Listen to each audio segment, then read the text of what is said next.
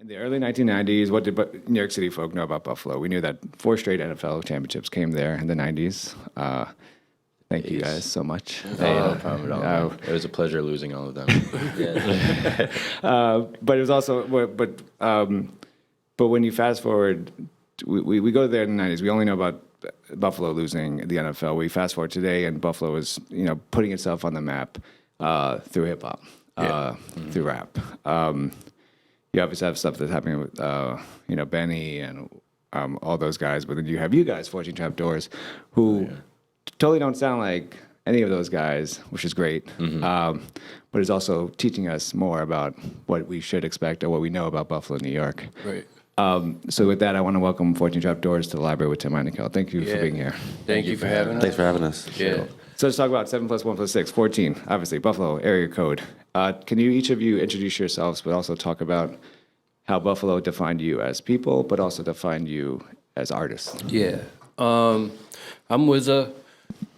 Buffalo, like Tim said, it's just starting to get like its name out there, especially in hip hop with Griselda and everything they're doing. And as far as like the scene in Buffalo's been hip hop wise for like the past 20 years, it's like everybody been waiting for somebody to finally like break out of it, and everybody really supports Buffalo and like wears it on their back in the hip hop scene because like we're trying to push it forward. So like that's why when you see Westside and Benny and Conway, they're always like Buffalo, Buffalo, Buffalo, because that's how Buffalo is with like everything we do. And as far as just like shaping us as people and our character, it's just like I feel like when you live somewhere that has winters and gets cold as hell and shit like that, it just kind of thickens your skin a little bit and gives you a little bit more character. And the city is just on the come up too, as far as like infrastructure and people, and I don't know, it's more popping in the city now, I guess, or something. Oh, yeah. I'm Bendyface.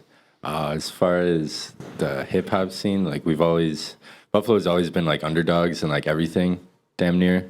Like any aspect of sports or like music and shit, but there's so much talent that's like brewing there, and everyone has a lot of heart, and it's really like tight knit, and we all support each other a lot. So that's like a really beautiful thing to like be a part of, and that also shapes us as who we are. Like we're all like really good people with like good intentions, and we all have like our hearts in like the right places, and we're all passionate as fuck. So like what it said, we've just been brewing underground, just waiting for the one bubble to like pop and fucking infiltrate. Hell yeah. I'm short. Growing up Buffalo, I just had so much pride in it. I didn't really know why. I just knew I had it.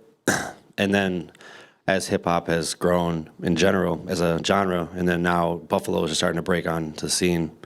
Like Jordan said, like we have a really tight knit group of people that believe in ourselves and believe in each other. And like we support each other, and we all really want to see each other succeed. And I think that that's like very unique. I think a lot of people have like this like competition aspect to hip hop, which I am all for. But it really helps when you have a lot of people on your side and on your back. And so Buffalo means a lot to me like that. Yeah, one thing is like Westside and Griselda, they got their own sound. It gives you that classic feel of hip hop, which is why it's been so embraced. But like they got the distinct sound they have, and every artist in Buffalo has their own distinct sound. Like our hip hop scene is like really eclectic and diverse, and like super, like nobody's like each other, but everybody be working with each other, throwing shows. Like when we throw a show, like our Christmas show, like the acts we got on the bill are so different down the line, but everybody's friends with each other and knows each other. So once more artists start flourishing out of Buffalo, people are going to start seeing like Griselda is definitely the sound of Buffalo, but there's so many sounds of Buffalo, and they're all unique and cool. And so, yeah. There's a lot of talent. Where does that type of thinking come from in terms of knowing that you should sound different? You shouldn't sound like, I think DMC has said, he's like, when we came up, if people were doing red, we knew that we had to do blue because we had, and a lot of hip hop, not a lot, but there's there's a sound to today's hip hop that you hear, and it feels like it does sound the same. But that may be because I'm old. But But you guys have this sound that you're obviously very talented at what you do. You could easily sound like, quote unquote, the commercial guys that we hear all the time, but you don't. So who are your mentors? Who were you listening to that said, all right, if we're going to make it in this game, we got to sound different? Yeah. You want to go? Yeah. Right. Aesop Rock was a really big influence. Like that's how I started listening to hip hop, and then I got more into like MF Doom. I was really into like underground lyricism, so that's what we try to bring, as well as like this newer sound of hip hop. We like to combine them both because we're all three of us are lyricists at heart. That's all we listen to is just freestyle. Listen to boom bap, classic, Wu-Tang shit, fucking Dilla, fucking Madlib, like everything in the underground. Like we really embraced, and we just try to mash the two together. Yeah. I've tried to go with the flow, of evolution of music. Like, yeah, at the time when I was a kid, the shit that was out was like, the more boom bap type stuff and late '90s stuff, and yeah, that was great. And for that time, it was what I needed at the time. And then nowadays, I think some of the music that's out is what I need now. And I like not trying to fit a mold and more like just. Like, I think that, like, when you said, like, if they're red, I want to be blue, it's like, yeah, just be yourself, though. Like, it'll figure itself out. Yeah. No, I grew up listening to, like, the 90s New York City, like, all them Duck Down, Wu-Tang, Rockefeller, all that. And I used to, like, if there was a set of rules I grew up living by, it was, like, the guidelines, the hip, like, not even that I knew all what it was, but, like, when I was younger, before we would like do something like bad or whatever, we were kind of like, all right, should we do this? We'd be like, Redman would do that. That would make us do it. Like I would like look in their eyes to see like what would Method Man do right now? What do you do? All right,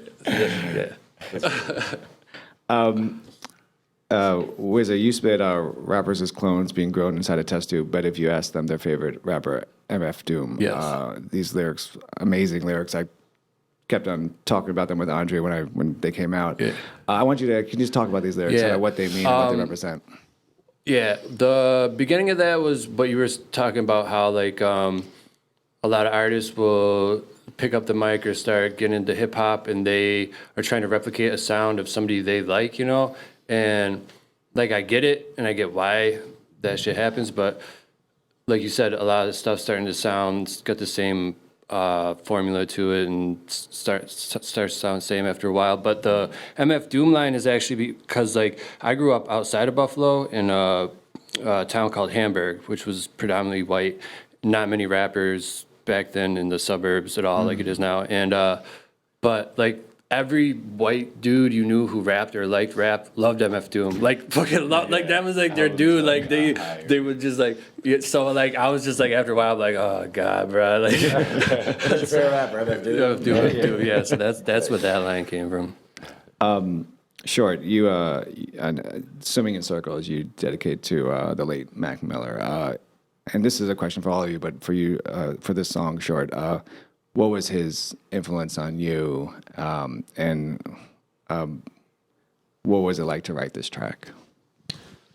Well, Mac is he's more than a rapper. He was like just one of the greatest musicians I'd heard, just all around, well-rounded. And I really liked his energy and just what he gave. And people seem to really gravitate to him and be inspired by him. And I was inspired just by that itself. And then he died. And the next morning, I woke up to that news, and not for nothing, but I mean, I live a pretty up and down and fast lifestyle in general, and it really like scared me straight a little bit for a second because it just like for a second, yeah, for a second. That's why I said that. But like it did. It really like I got like really like pit in my stomach, and I was feeling really weird about it. So that morning when I found out, I just wrote that whole song right there. Yeah, and I felt emotion about that thing, and just being he's from Pittsburgh, from Buffalo, he's white, and he's a rapper. It's just like a lot of parallels and like drug use, and like just it really like hit me, and it felt weird, and yeah, so yeah, rest in peace to Mac. The track Ghost. There's a sound that I love about that's going on with the track, and I can't really explain it too well, but that's me, whatever. but what I really love about it is that there's this scratch throughout the track, and it really like speaks to, because everyone talks about how the scratch is a lost art. Yeah.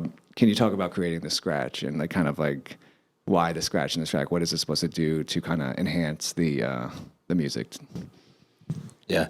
I just put it in there because I thought that it kind of added a little bit more of like a spooky vibe to it, like, or like just a little more like grim or something. I don't know. I didn't want to make it sound sad. I just wanted to make it sound like raw and like in the deeper your like part of your soul type stuff. So yeah, I just put it in there. I was like, this is a cool sound. It really kind of brought the sound of the song together in a way that like it just hit. So I was like, word. You guys are about to release a new EP in 2020, produced entirely by 14, except one track. Can you kind of talk about the kind of the mission, I guess, or the purpose of this EP when you drop it?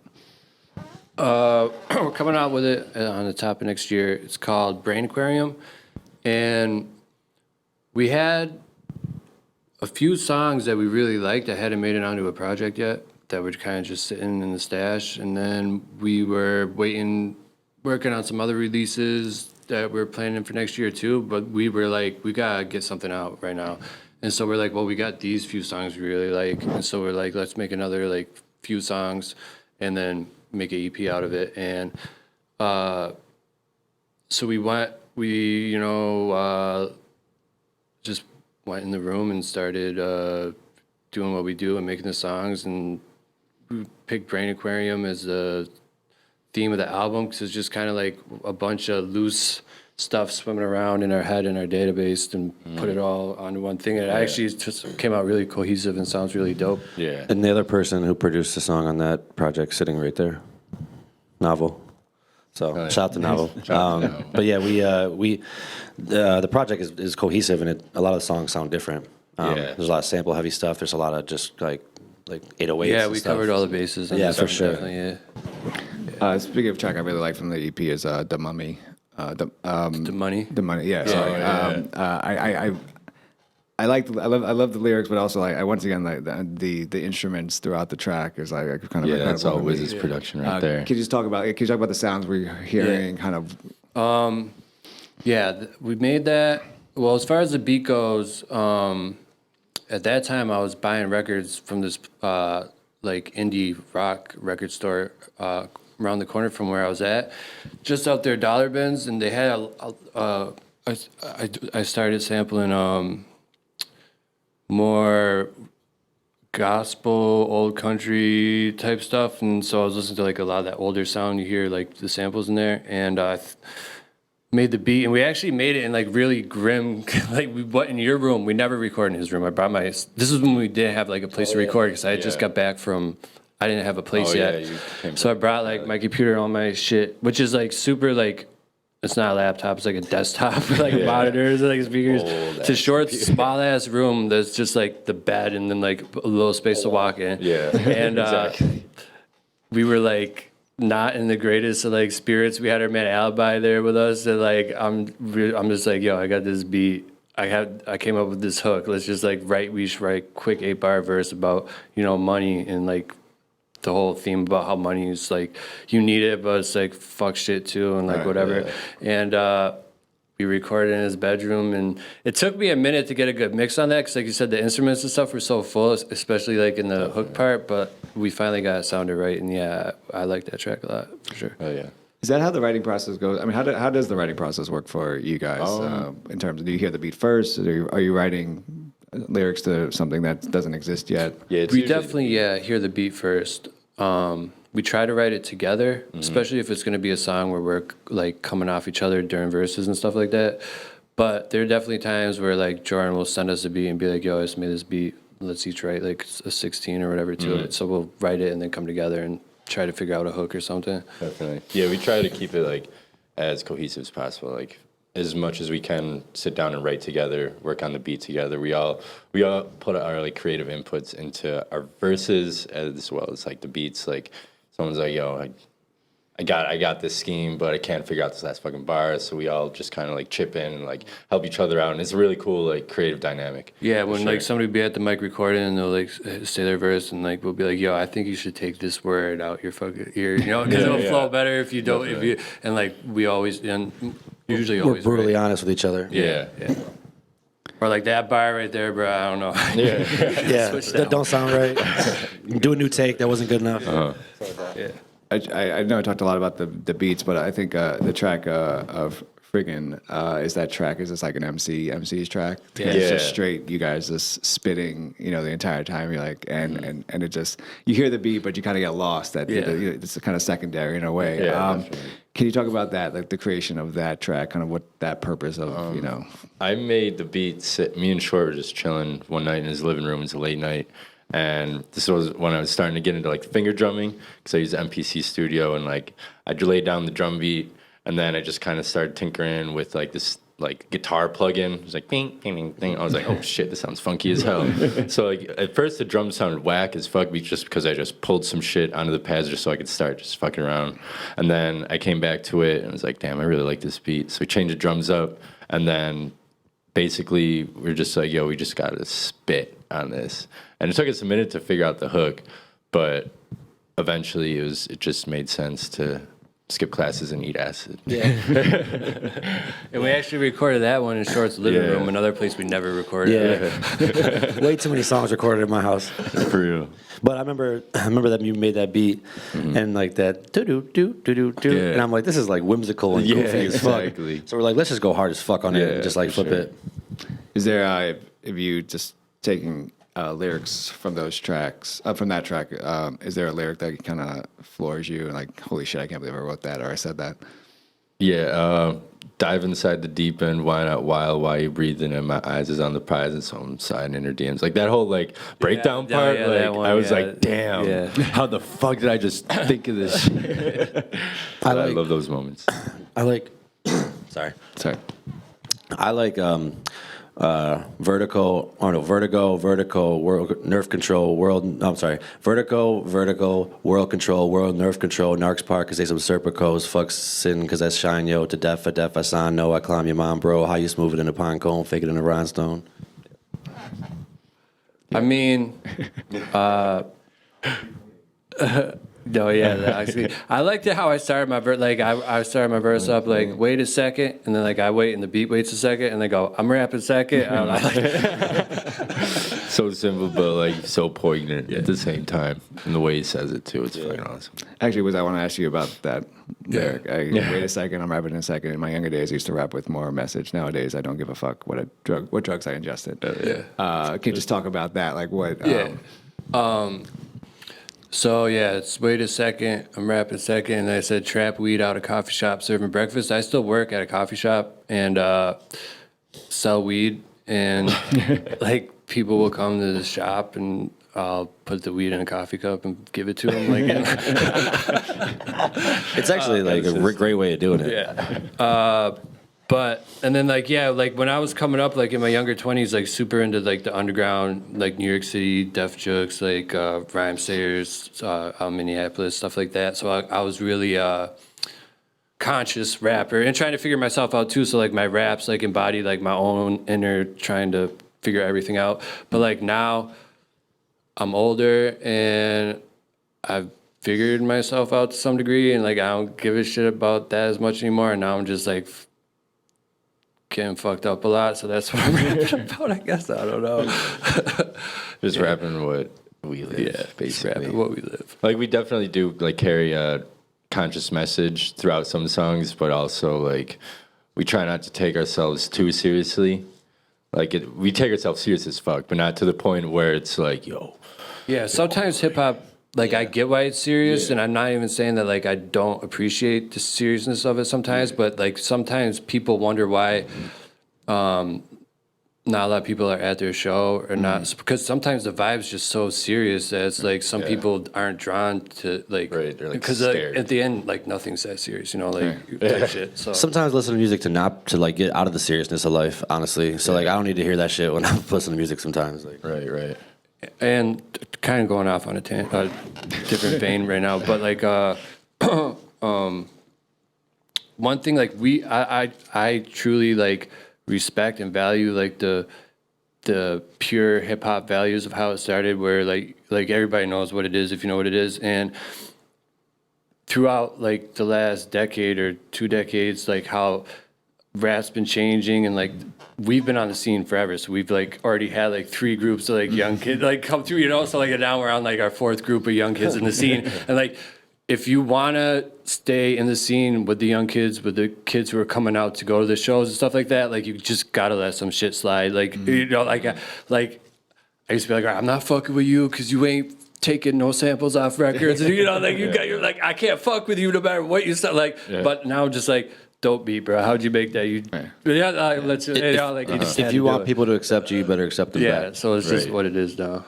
It's a question I should ask you in the beginning, but why rap? Why hip hop? Like, what was it that, out of all the kind of the art forms out there, that this spoke to you guys? You know, like for as corny and cliche it sounds like, and especially since like I'm a white dude from the suburbs, but like hip hop like chose me because like I didn't really choose it. Like I was kind of doing it before I even knew I was doing it. Like me and my brother, like when I got my back when I was younger, like 12 is when I got my first hip hop CD.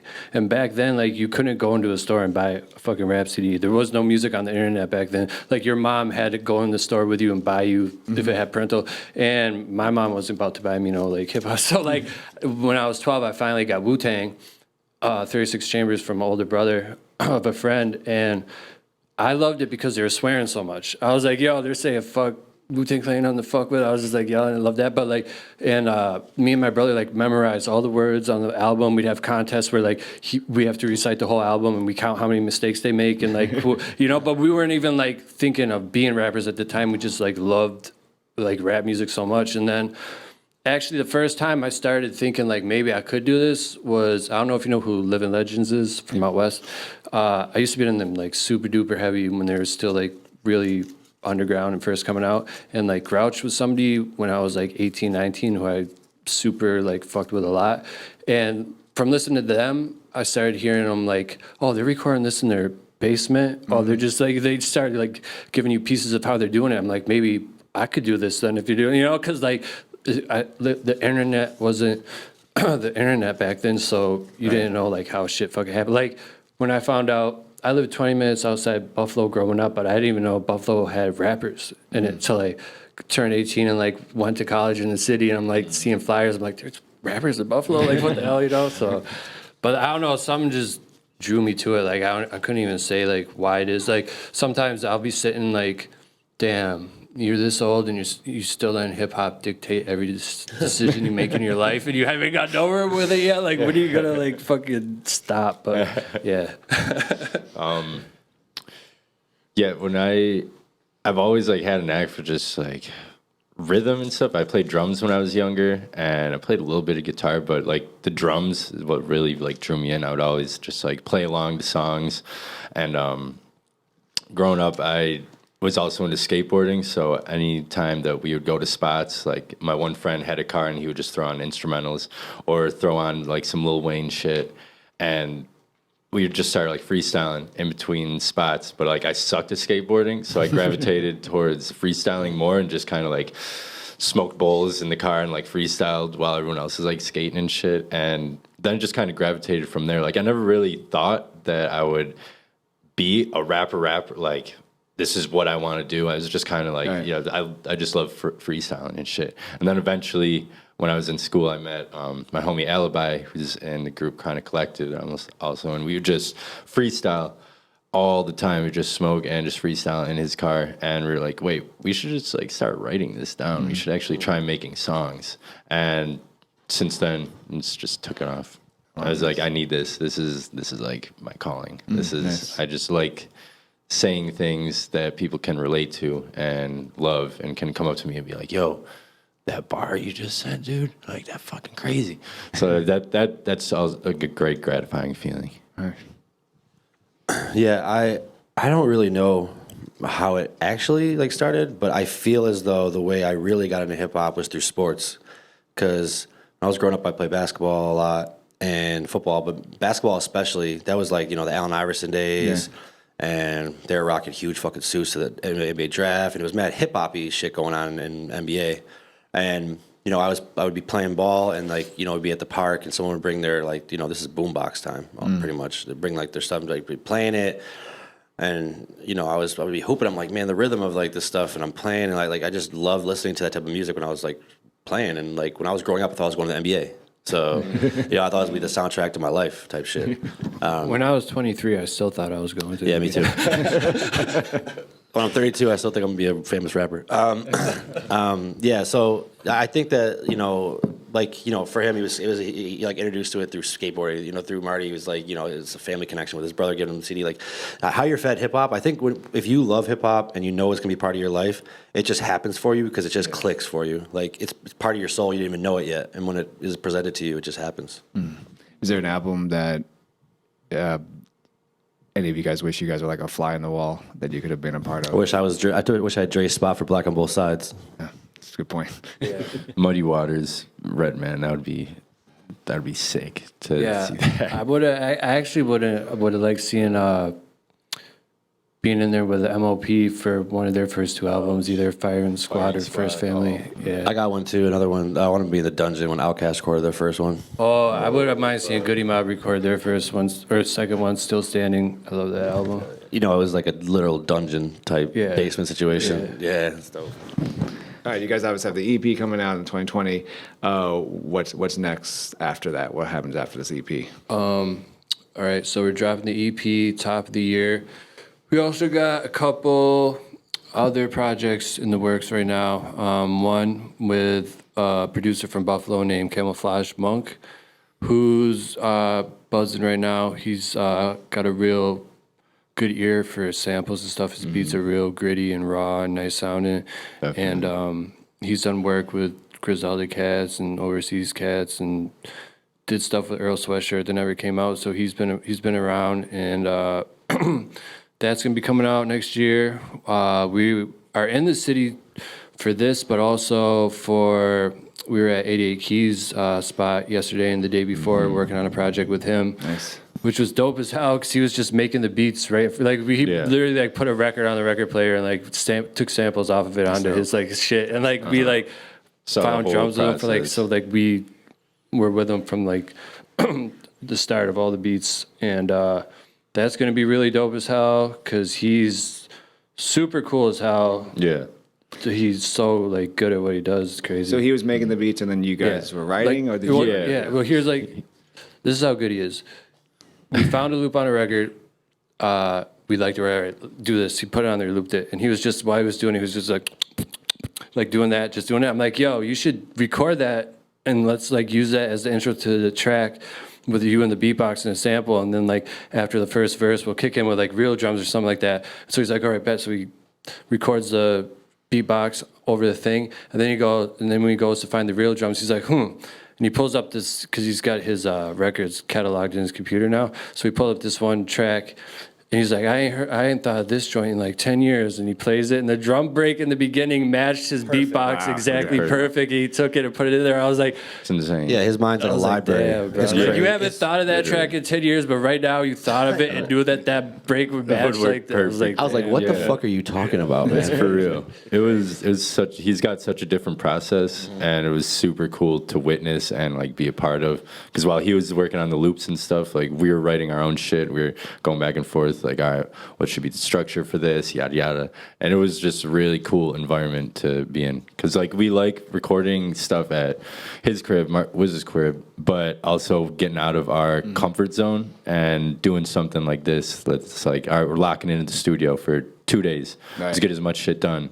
And with the sound that it's not usually us, like but it is us as well. And it was really cool to get back to those like straight hip hop, boom bappy, more roots compared to like the newer stuff that we've been doing. And it was really like inspiring and like beautiful to be part of like a true cultivation. Like he's like you were saying, he was making the beats, we're writing all at the same time. It was just like it's like growing crops. It's like all at one time. Like it was really and it was really crazy too because like, you know, when I was a kid, I bought, you know, Blackstar and Black on Both Sides and like listened to it, and like rapped a little bit back then, but wasn't like ever thinking I was gonna like do anything with it. And now to be sitting in a room with somebody who made beats on that album, like Right. so many years later, it was kind of like, whoa, I would have never surreal. thought, like who would thought like when out like that little kid would have never thought this would like. Right. If you told me when I first heard Thieves in the Night by Blackstar that I'd be chilling with that producer, it's one of my favorite songs of all time. And that would have blown my mind. So it's a blessing to be able to be here and work with him and that type of stuff. So Definitely.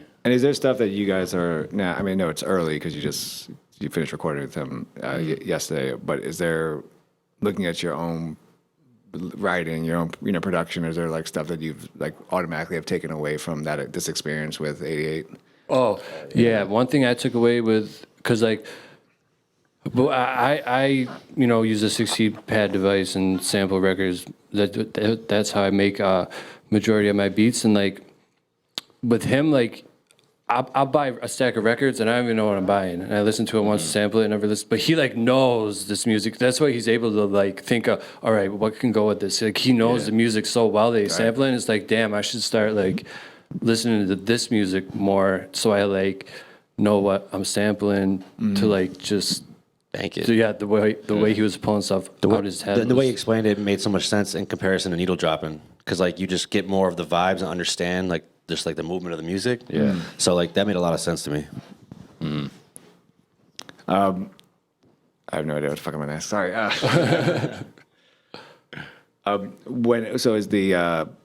Is the project done or is it still? No, we Yeah, still in the got works. all the beats like at least in like a skeleton form of like we like it, and he's gonna now, and we got like some like structures to it and things we want to do with each song, and he's gonna go back in and like do his thing with it and build the rest of everything, and then send us what he does, and then we're gonna do what we do on it, and maybe send it back to him one more time and have him freak it. I don't know. We're still figuring out the process of it.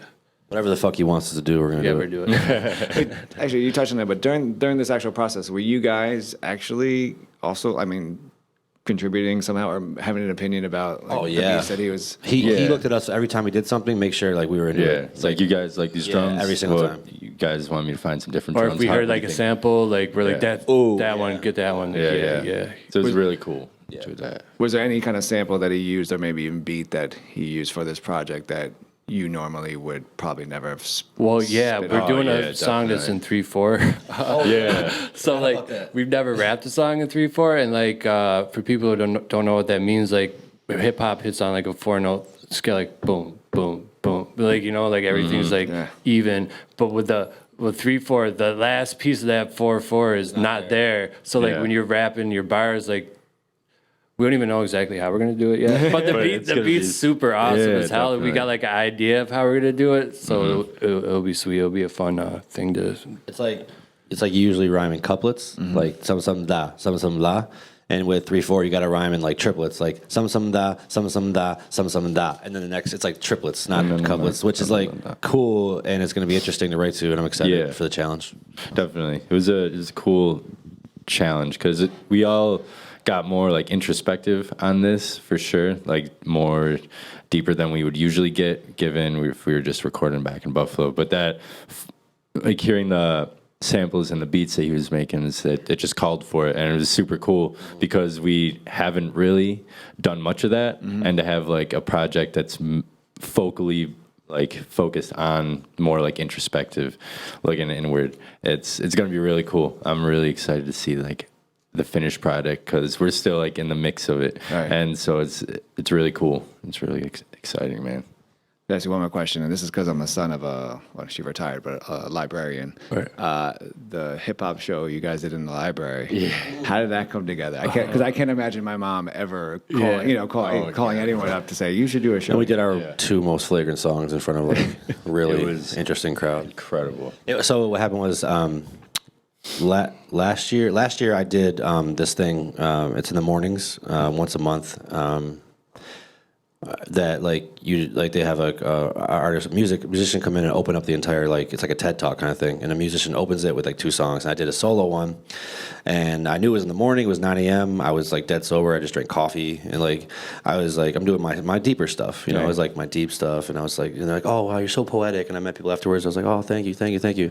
And then they hit me up like 2 months ago. I was like, "You guys, does Trapdoors want to do this?" And I just thought to myself, "Do they even know who the fuck we are?" and I kept asking questions. Like I kept like probing to make sure it was gonna be all right because I don't know. I was like, I don't think they know what the fuck they're doing. And like I was like, can we, how many songs can we do? Can we curse? And I started saying, are we cool with saying stuff? But like they're like, speak your truth. We're like, all right, damn, okay. And so we're like, fuck it. We're gonna shoot a video there.